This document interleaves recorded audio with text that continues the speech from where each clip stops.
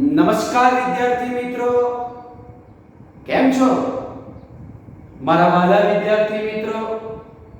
હું અમિત પટેલ આપ સૌનું આ YouTube ચેનલ પર હાર્દિક સ્વાગત કરું છું.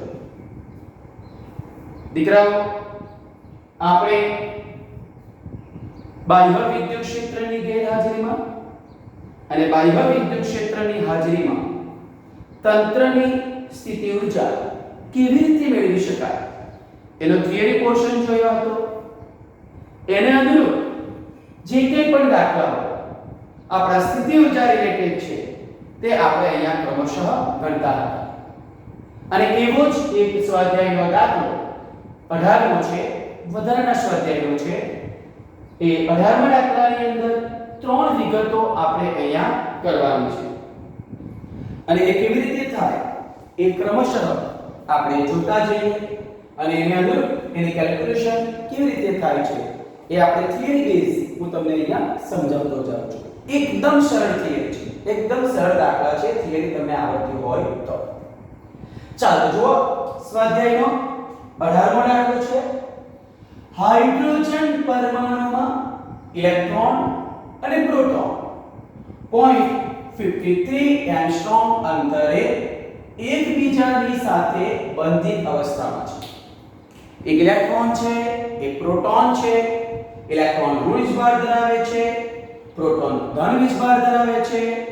બંનેના વીજભારનું મૂલ્ય એક સરખું છે અને બંને એકબીજાથી 0.53 એંગસ્ટ્રોમ અંતરે રહેલા છે. ચાલો તો એને અનુરૂપ પહેલી વસ્તુ શું શોધવાની છે તે આપણે જોઈએ કે ઇલેક્ટ્રોન અને પ્રોટોન જે 0.53 એંગસ્ટ્રોમ અંતરે છે એમના વચ્ચેના અનંત અંતર માટે સ્થિતિ ઊર્જા શૂન્ય લેવાની. અનંત અંતરે સ્થિતિ ઊર્જા શૂન્ય લેવાની છે એ અહીંયા આપી દીધેલું છે અને એ તંત્રની સ્થિતિ ઊર્જાનો ઇલેક્ટ્રોન વોલ્ટમાં અંદાજ મેળવો. હવે અહીંયા આપણને સ્થિતિ ઊર્જા જૂલમાં મળશે અને જૂલને ઇલેક્ટ્રોન વોલ્ટમાં કન્વર્ટ કરવું હોય તો 1.6 10 -19 ઘાત વડે એને શું કરવામાં આવે છે? ભાગી નાખવામાં આવે છે. ચાલો તરીકે આપણે જોઈએ છીએ. ચાલો અહીંયા જે કંઈ પણ વિગત આપેલી છે એનો આપણે ઉપયોગ કરીએ છીએ અને 3 પોર્શન કેવી રીતે થાય છે તે તમે ધ્યાનથી આ બોર્ડ ઉપર જોયું. ચાલો તો અહીં તમને જે આપવામાં આવ્યું છે કે અહીં આપણે લખી દઈએ આ ઇલેક્ટ્રોન માટે Q1 -1.6 10 -19 ઘાત કુલમ. ચાલો એ જ પ્રમાણે અહીંયા આપણે પ્રોટોન માટે લખી દઈએ Q2 +1.6 10 -19 ઘાત કુલમ. અને એ બે વચ્ચેનું જે અંતર ડિસ્ટન્સ આપણને આપવામાં આવ્યું છે 0.53 એંગસ્ટ્રોમ એટલે 0.53 10 -10 ઘાત મીટર. અહીંયા ઇલેક્ટ્રોન માટે વીજભાર ઋણ લીધો છે, પ્રોટોન માટે ધન લીધો છે. બે વચ્ચેનું અંતર આપેલું છે એટલે આપણને અહીંયા જે સ્થિતિ ઊર્જા મળશે એ આપણને જૂલમાં મળે છે અને ત્યાર પછી આપણે એને ઇલેક્ટ્રોન વોલ્ટમાં કન્વર્ટ કરીશું. ચાલો તો આપણે સ્થિતિ ઊર્જાનું સૂત્ર આપણી પાસે છે. ચાલો તો આપણે અહીંયા યુઝ કરીએ કે સ્થિતિ ઊર્જા U K Q1 Q2 electron અને પ્રોટોન વચ્ચે લાગે છે. કેટલા અંતરે લાગે? r અંતરે દીકરાઓ. ચાલો કિંમત મૂકી દો, સાદુરૂપ આપો અને આન્સર શું આવે તે આપણે જોઈ લઈએ. k જે કુલોમ્બ કોન્સ્ટન્ટ છે 9 × 10 Q1 જે આપણી પાસે છે -1.6 10 -19 Q2 +1.6 10 -19 બરાબર છે. અહીંયા આપણે ગુણાકાર અને બે વચ્ચેનું અંતર આપણી પાસે આપવામાં આવ્યું છે 0.53 10 -10. કેલ્ક્યુલેશન કરવામાં આવે 9 × 1.6 ભાગ્યા 0.53 કરવામાં આવે અને અહીંયા જે જવાબ આવશે એને આગળ આપણે ચિહ્ન માઈનસ મૂકવું પડશે. તો એનો ગુણાકાર કરવામાં આવે તો આપણને જવાબ મળે છે 43.5 47. ઓકે, ચાલો આપણે ઘાત જોઈ લઈએ. 19 નું 38 માઈનસ -38 અને આ 10 અને આ 9 એટલે એક 19 નીકળી છે. આ 9 અને -10 ઉપર જાય તો 10 ની 19 એટલે તમને બતાવવું હોય તો આ 10 ની 9 એક નીકળી જાય એટલે આપણને જવાબ કેટલો મળે? 10 ની -19 ઘાત જૂલ. આ આપણને આ સ્થિતિ ઊર્જા જે મળે છે એ જૂલ ની અંદર મળે છે. એને આપણે કન્વર્ટ શાની અંદર કરવાનું છે? ઇલેક્ટ્રોન વોલ્ટ ની અંદર. ચાલો તો ઇલેક્ટ્રોન વોલ્ટ માટે 1 eV બરાબર 1.6 10 ની -19 ઘાત જૂલ થાય. બરાબર? એટલે આપણે જૂલને ઇલેક્ટ્રોન વોલ્ટમાં ફેરવવું હોય તો આપણે શું કરવું પડે? 1/1.6 10 ની -19 ઘાત. ચાલો તો આપણો જવાબ શું આવવાનો? અહીંયા u બરાબર -43.47 10 ની -19 અને એને ભાગી નાખીએ 1.6 10 ની -19 એટલે આપણો જવાબ આ જે આવે છે એ ઇલેક્ટ્રોન વોલ્ટમાં આ નીકળી જાય છે અને 43.47 ભાગ્યા 1.6 કરવામાં આવે તો -27. ચાલો જરા જોઈ લો. અહીંયા આપણને u બરાબર મળે છે -27.17 ઇલેક્ટ્રોન વોલ્ટ. એટલે આ આપણો માંગેલો એનો જવાબ છે કે કેવી રીતે આપણે કેલ્ક્યુલેટ કરી શકીએ. એ ઇલેક્ટ્રોન વોલ્ટમાં આપણો જવાબ આ રીતે આવશે. સમજ પડશે મિત્રો? એટલે આ પહેલી વસ્તુ છે કે ઇલેક્ટ્રોન અને પ્રોટોન જ્યારે 0.53 એંગસ્ટ્રોમ અંતરે હોય અને અનંત અંતરે એમની સ્થિતિ ઊર્જા શૂન્ય લેવામાં આવે તો આ જેટલા અંતરે સ્થિતિ ઊર્જા આટલી ઇલેક્ટ્રોન વોલ્ટમાં ફેરવવામાં આવે તો તમને આટલી સ્થિતિ ઊર્જા અહીંયા મળે છે. ખ્યાલ આવે છે દીકરાઓ? એટલે આ પહેલો પોર્શન છે એને શાંતિથી તમે સમજીને લખી લો. એટલે આ જે વસ્તુ અહીંયા આપવામાં આવ્યું છે એ અહીંયા બતાવી દઉં છું. a બરાબર છે. આ a ની અંદર પેપર આપેલું છે એ આપણે લખ્યું છે. બરાબર? એટલે ધ્યાનથી તમે જોઈ લો અને એને સમજીને લખી લો. સમજ ના પડે તો તમે મને પૂછી શકો છો. બરાબર? એટલે એ આપણે જોઈ લઈએ. આખો દાખલો પહેલા જોઈ લઈએ, પછી તમે લખી લો. ઓકે, ચાલો હવે બીજો લઈએ. શું આપેલું છે દીકરાઓ? કે ઇલેક્ટ્રોનને મુક્ત કરવા માટે કેટલું લઘુત્તમ કાર્ય કરવું પડે. તો દીકરાઓ એટલું યાદ રાખજો. આપણે જે કાર્ય કરવાનું છે તે મેળવવા પડશે કુલ ઊર્જા. કે ઇલેક્ટ્રોન જે મુક્ત થાય છે એની કુલ ઊર્જા હંમેશા શૂન્ય થાય. કુલ ઊર્જા હંમેશા કેટલી થાય? શૂન્ય. ચાલો તો અહીંયા આપણે કુલ ઊર્જા શોધી નાખીએ. કારણ કે સ્થિતિ ઊર્જા છે અને સ્થિતિ ઊર્જા જે આપેલી છે એના પરથી આપણે ગતિ ઊર્જા શોધી શકીએ. કારણ કે અહીંયા આપેલું છે તેની કક્ષામાંની ગતિ ઊર્જા. ઇલેક્ટ્રોન જે હાઇડ્રોજનની ફરતે પરિભ્રમણ કરે એની ગતિ ઊર્જા અહીંયા જે આપણને સ્થિતિ ઊર્જા મળી છે એના કરતા કેટલી લેવાની છે? અડધી. મૂલ્ય દીકરો. ચાલો તો આપણે b ની અંદર આપણે અહીંયા ગણતરી કરીએ છીએ કે અહીં આ ગતિ ઊર્જા k બરાબર આપણી આ સ્થિતિ ઊર્જા u બાય 2 એનું મૂલ્ય લખવાનું છે 27.17 ભાગ્યા કેટલા થયા? 2 અને 27 ભાગ્યા 27.17 ભાગ્યા આપણે 2 કરવામાં આવે તો આપણને જવાબ મળે છે 13.59 ઇલેક્ટ્રોન વોલ્ટ.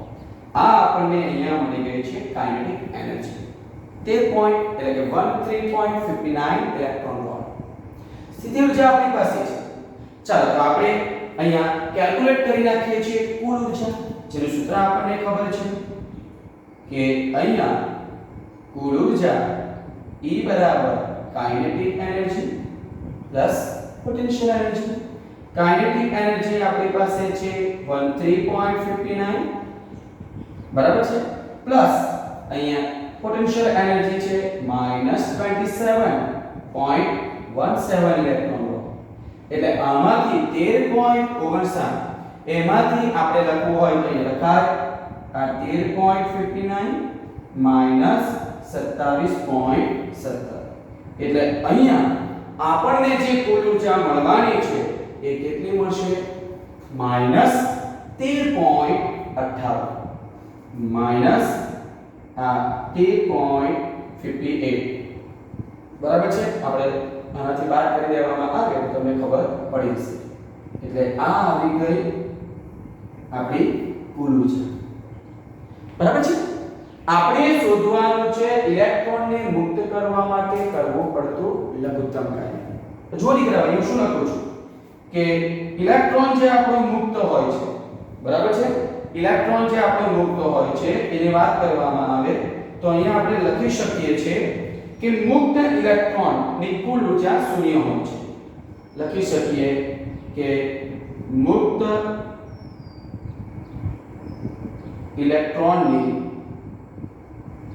કુલ ઊર્જા કેટલી હોય શૂન્ય હોય તો અહીંયા જે આપણી કુલ ઊર્જા છે એ કેટલી છે -13.58 તે શૂન્ય ક્યારે થાય તો +13.58 ઇલેક્ટ્રોન વોલ્ટ ઊર્જા હોય તો ચાલો અહીંયા લખી શકીએ ધેરફોર આપણે અહીંયા શું લખી શકીએ કે ઇલેક્ટ્રોનને આ મુક્ત કરવા માટે આ કરવું પડતું લઘુત્તમ કાર્ય કેટલું હોય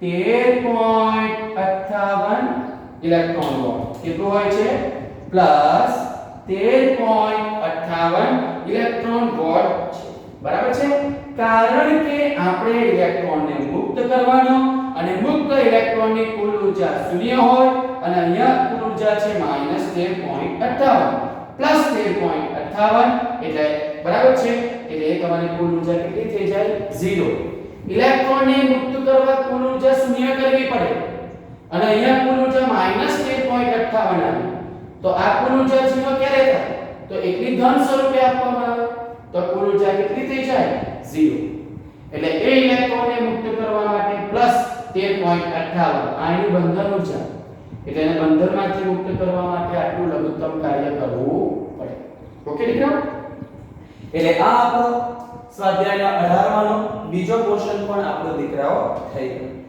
બરાબર છે હવે આને પણ તમે શાંતિથી જોઈ લો સમજી લો અને એને અનુરૂપ હવે આપણે સી પોર્શન ગણવાના છે અને એ સી પોર્શન કેવી રીતે ગણી શકાય એ હું તમને અહીંયા સમજાવું છું ચાલો તો જરા જોઈ લો તો આપણે બંને વચ્ચે સી જોઈએ છે બંને વચ્ચેના 1.06 એંગસ્ટ્રોમ અંતર માટે સ્થિતિ ઊર્જા શૂન્ય લેવામાં આવે તો ઉપર A અને B માટેના જવાબો શું હશે આપણે જોઈ લઈએ આ r બરાબર 1.06 એંગસ્ટ્રોમ અંતર છે તેના માટે આપણે સ્થિતિ ઊર્જા આપણે મેળવી લઈએ કેટલી આવે છે આપણે જોઈ લઈએ કોની વચ્ચેની શોધવાની છે ઇલેક્ટ્રોન અને પ્રોટોન વચ્ચેની છે ચાલો જરા જોઈ લો ધ્યાનથી તો અહીંયા જે આપણને આપવામાં આવ્યું છે એને અનુરૂપ આ દાખલો કેવી રીતે થાય એ જરા તમે ધ્યાનથી જોઈ લો ચાલો તો જરા જોઈએ આપણે શું આપેલું છે અહીંયા તો અહીં r બરાબર આપણે લેવાનું છે 1.6 એંગસ્ટ્રોમ એટલે 1.06 એંગસ્ટ્રોમ એટલે 1.06 10 ની માઈનસ 10 ઘાત ચાલો આપણે શું કરીએ છીએ આ ઇલેક્ટ્રોન અને પ્રોટોનની સ્થિતિ ઊર્જા શોધી નાખીએ ચાલો ધેરફોર ઇલેક્ટ્રોન અને પ્રોટોન E માઈનસ એટલે ઇલેક્ટ્રોન અને આ કહેવાય પ્રોટોન વચ્ચેની સી શોધી નાખીએ આપણે સ્થિતિ ઊર્જા U અથવા અહીંયા U ગણી હોય ને તમારે યુડેસ કરવું હોય દીકરા તો કરી શકાય તો અહીંયા આપણે ગણી લઈએ U1 ચાલો તો અહીંયા લખી લઈએ R1 તો મારું સૂત્ર આવશે U1 બરાબર K Q1 Q2 એમાં કોઈ ફરક નહીં પડે અને અંતર લેવાનું છે R કારણ કે હું ઇલેક્ટ્રોન પ્રોટોન વચ્ચે શોધું છું. ચાલો દીકરાઓ, તો એને અનુરૂપ શું થવાનું આપણું આ U1 કે ની કિંમત 9 ગુણ્યા 10 ની 9. Q1 ની કિંમત આપણી પાસે છે અહીંયા જોઈ લો, આ આપણો અહીંયા Q1 છે બરાબર, અને આ આપણો અહીંયા શું છે Q2, અને આ આપણે અહીંયા આવી રીતે હતી, અહીંયા આપણી પાસે R1 ની કિંમત આ આપેલી છે. ચાલો Q1 ની કિંમત કેટલી છે? -1.6 10 ની -19 ગુણ્યા પ્લસ 1.6 10 ની -19, અને બે વચ્ચેનું અંતર આપણને કેટલું આપેલું? 1.06 10 ની -10. ચાલો આટલું તો આપણને બધાને જ આવડે છે, એ તો આપણે સિમ્પલી અહીંયા કેલ્ક્યુલેટ કરી શકીએ કેવી રીતના થાય છે તે. ચાલો તો આપણે શું કરીએ છીએ? 9 ગુણ્યા 1.6 ગુણ્યા 1.6 અને ભાગ્યા શું કરીએ છીએ? 1.06 કરવામાં આવે તો આપણને અહીંયા માઈનસ છે, એટલે -21.74 કેટલો મળે છે? -21.74. હવે 10 ની ઘાત -10 ઉપર જાય તો +9 સાથે થાય તો 10 ની 19, એટલે એક આપણે કાઢી નાખીએ એટલે અહીંયા આપણને જવાબ મળે છે 10 ની માઈનસ આ રીતે 19 ઘાત જૂલ. કે જ્યારે આપણો ઇલેક્ટ્રોન અને પ્રોટોન એકબીજાથી 1.06 એંગસ્ટ્રોમ અંતરે હોય તો સ્થિતિ ઊર્જા આટલી મળે. હવે દીકરાઓને કન્વર્ટ શેમાં કરવાની? ઇલેક્ટ્રોન વોલ્ટમાં. ચાલો કરી નાખીએ, અહીંયા લખીએ છીએ કે ઇલેક્ટ્રોન વોલ્ટ માટે ચાલો સિમ્પલ છે, અહીંયા લખીએ U1 -21.74 10 ની -19 ભાગ્યા 1.6 10 ની -19 આ નીકળી જાય છે, એટલે આપણને અહીંયા જે ઊર્જા આપણને મળે છે 21.74 ભાગ્યા 1.6 કરવામાં આવે તો આપણને અહીંયા જવાબ મળે છે -13.58 ઇલેક્ટ્રોન વોલ્ટ. એટલે આ આપણો જવાબ આવી ગયો ઇલેક્ટ્રોન વોલ્ટની અંદર. જોઈ લો એટલે અહીંયા જે આપણને મળે છે કંઈક આ રીતે મળે છે. હવે અનંત અંતર માટે આપણે સ્થિતિ ઊર્જા શૂન્ય લઈ લઈએ અને એ દરમિયાન કાર્ય એટલે સ્થિતિ ઊર્જાનો ફેરફાર. ચાલો આપણે એ કરીએ છીએ તો અનંત અંતર